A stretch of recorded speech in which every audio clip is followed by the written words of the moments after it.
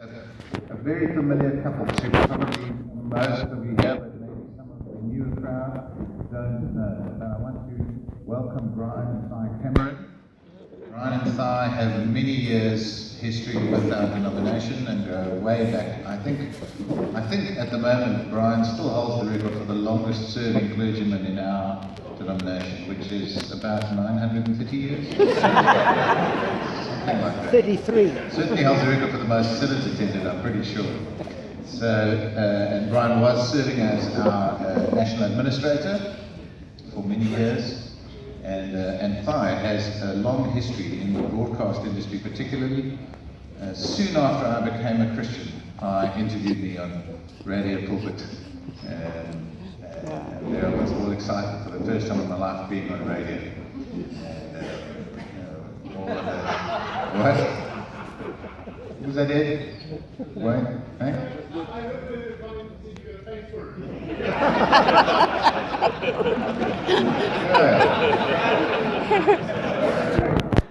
That's what I said as well. So they've got a story to share, and I've been following this story, and it is heartbreaking and encouraging at the same time. And I have asked them to come and share it with you. So Thai's going to come up and share that. And Brian may want to add a bit to that as well, and he's also going to come and share about our pension fund, which he looks after for us. So won't you welcome Thai Cameron?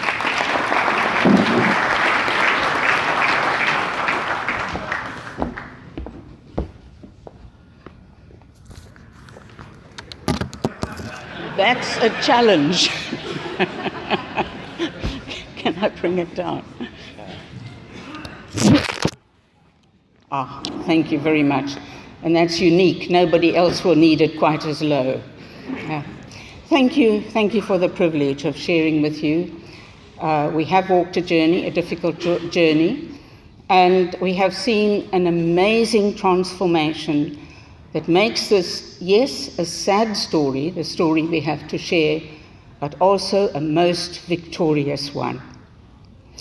Our only daughter was diagnosed with, first of all, osteosarcoma, which stages 3 and 4, osteosarcoma, which is bone cancer, and also many metastases in her lungs, so that she only had a 10% chance to live. She was 39 at the time, living in the UK, and what follows in the next 11 months is the story of her losses and her glorious gains. Why write a book? Well, at the end of her life, a week before her life, she had her story videoed by 2 young people because she said, I just want to do one more thing for God. I want to glorify God. So if telling my story can glorify God, that's what I want. After she died a few months on from there, I realized that in actual fact, apart from the videos which we had, which are very powerful, and we're going to show you one in a moment, in a little while, apart from that, how was the story to get out there? And I realized a book needed to be written. So I believe God scripted the story. He found somebody who was prepared to play the role. And then he called me and said, come, you write it. And that's how it actually happened. Shirley was born in 1975, and she struggled with life. She suffered from either clinical depression or she was bipolar. We don't know which. She was never actually diagnosed. But at the age of 4, in Bladder River Canyon, she said, I want to give my heart to Jesus. And she did. And I remember as we finished praying, saying to myself, well, God teaches one about children and their commitment, the time will tell as to whether this is the real thing. She grew up and she had no self-worth. She believed, I'm not lovable. She went through a divorce and rejection, and she said, you see, that proves it. I'm just not lovable. She searched for a husband and a home and a family after that, and she was always disappointed. So that in 2012, she said to me several times over the phone, me in Cape Town, 6,000 miles away, and her in the UK in a place called Reading, she said, "Is there any hope?" And I knew what she wanted me to say, because then she'd say, "There isn't any hope, is there?" She wanted me, of course, to confirm that, because then she could go ahead and do what she was planning to do. And she did, in fact, attempt suicide on one occasion. Came home at night to this dark, unwelcoming home, flung herself across the kitchen, grabbed a tumbler, flung it against the wall, took the glass, and cut herself.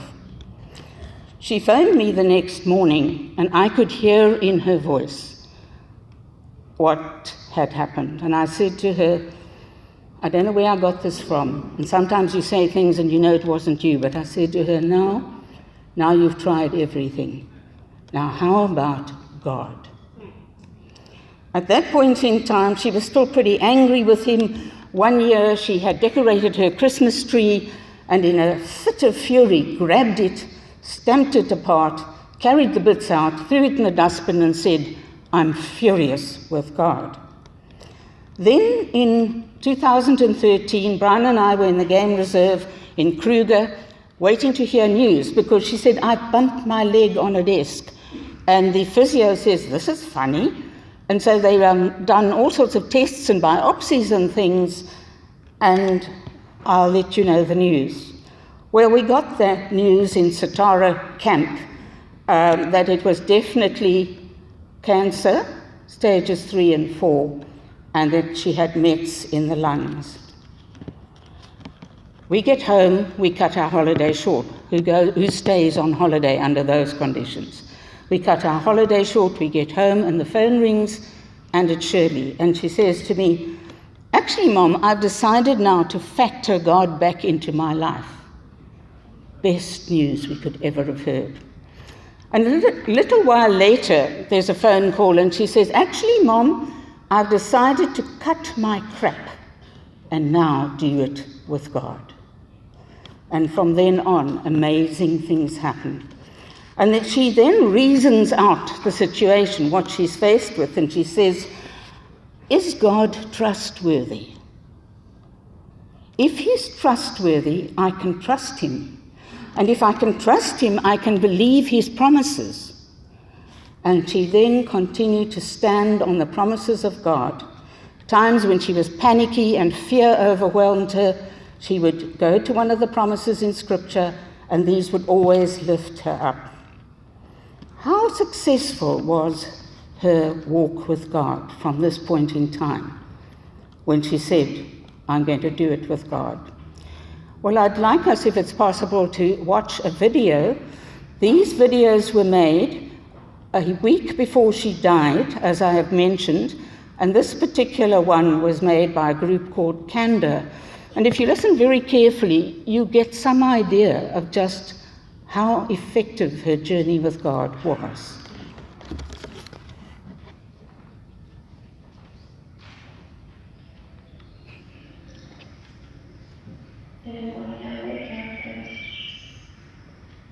Test out on my legs, test out how well I can breathe, and then try and figure out where I am. And then the day begins. And then it chores to do so many chores, it feels like. Taking pills, and brushing teeth, and more food. I don't like food very much these days. So it's a case of trying to figure out what I can choke down, really. And I wonder what I'm going to do with this day. Something happened last year at work. I bumped my leg on the desk and developed a bit of a sore spot. I went for some physio, and the physio said to me, "This isn't quite right, I think you should go and get an x-ray." There were appointments and scans and tests, all leading to the point where I met with the oncologist, and he said to me, "I'm really sorry to have to tell you, but you have osteosarcoma, which is a really rare form of bone cancer. And this was the worst of it. He said, you've also got secondary tumours in your lungs, and they are going to be a lot harder to treat. and potentially a lot harder to get rid of. I remember initially there was sort of shock, tears, bravado, but I remember towards the end of the day just virtually everything inside of myself just falling on my knees and saying, I can't do this. And my friend who was praying for me said, God's not asking you to do this right now. All He is asking you to do is to get back on your feet. And I thought, okay, maybe I can get back on my feet. Maybe I can do that much. I fully believe God can heal me at any second. I don't understand why He doesn't do it, but I'm not going to rule it out possibility. So I think the fact that I'm here and I'm not here so many months down the line doesn't mean that my prayer hasn't worked. It just means that it's not God's time, it's not right. Moving on from there, I got quite ill. And I had all this care from the doctors. And the results of that were there was nothing else the doctors could do for me. And I was best to get my family out to come and take care of me.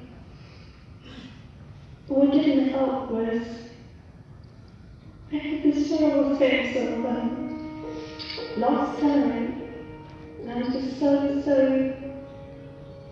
longing for the opportunity to do it again and do it right. And do it for God. And one of the things which has comforted me so much, I'm actually going to a better place. I'd say the biggest transformation is that I know that God loves me. And I just find it astounding that God would use something like cancer to show me that. You know, what kind of a God can do something cool like cancer? You know, that's mind-blowing to me. I'll never understand God's ways. God is so much bigger. Do I wish He'd healed me? Of course I do. You know, do I wish He'd answered that particular prayer? Well, it goes without saying. Before all of this happened, I was fit and whole on the outside. I had a lot going for me. But inside, I was very, very broken and hurt. However, since I got cancer, God has turned all of that around. And I'm no longer that hurted person. My body is broken on the outside, but on the inside, I am whole, and I do have peace.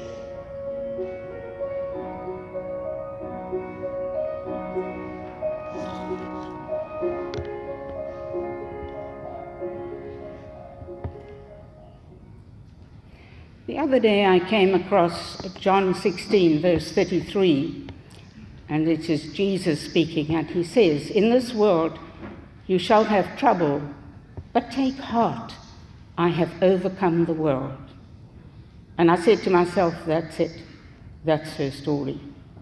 God overcame all and transformed her. She experienced many losses. That's what cancer does. It loots and it steals. And the book gives a lot of insight to what cancer sufferers go through. But the kind of gains and the many grace-filled gains outshone everything else. I had the privilege, you might think it's a funny thing to say as a mother, but I had the privilege of watching this work of grace. From this young girl who said fear moved in, and it was gut-wrenching fear. To help her through that, God demonstrated His love in different ways to her. And I watched what He did. He brought out a gang of friends that she loved to bits, and they were there praying with her, sitting on her bed, giggling and laughing, bringing flowers. So many flowers. There were always flowers there. He provided for her financially in a most amazing way through a special deal that was done with a company for which she worked only 6 weeks before she was diagnosed. Then once she had come to believe that she's going to die, she turned to a close friend of hers. They drank a bottle of wine together, and then she said, "If I'm going to die, I'm going to die well." And Nick helped her plan her funeral, flowers, coffin, even chose the worship, the music that was to be sung, all of that together. So he was, again, one of the ways in which God showed her he loved her. Many times, as I said, when she was panicky, she found wonderful scriptures, and many people sent her wonderful scriptures. And then when she had a thing called morph brain, ask a cancer sufferer who's on morphine what morph brain is all about. You don't make sense, nothing makes sense, and you can't think. But when she was like that, she often knew the presence of God, and she felt at times he was holding her hand.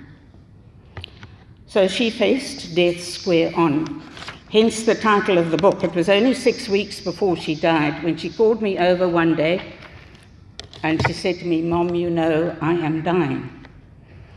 I choked something out, and then she said, "Will you please help me die?"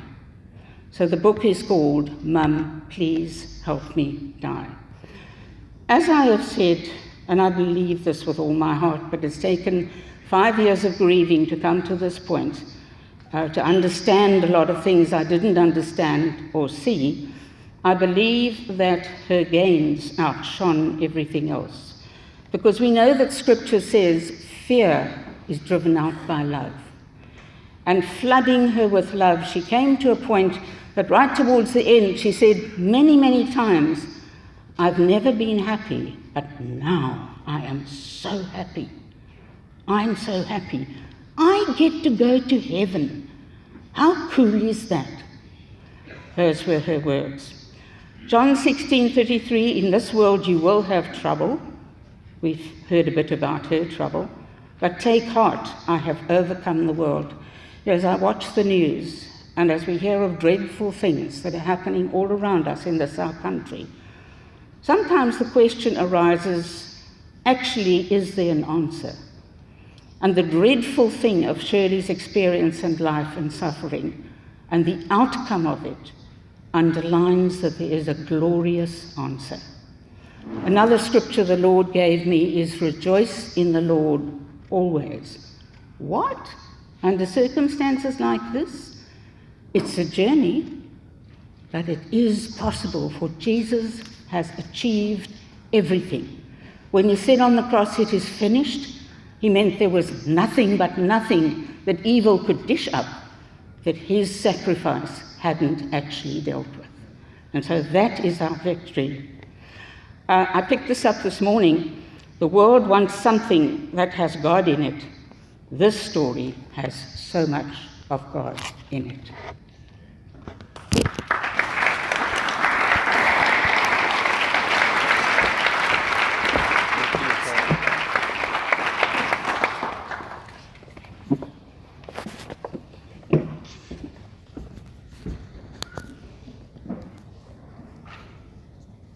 To get down on my hands and knees to speak this. Well, thanks, Di. Here is the book. It's on the book.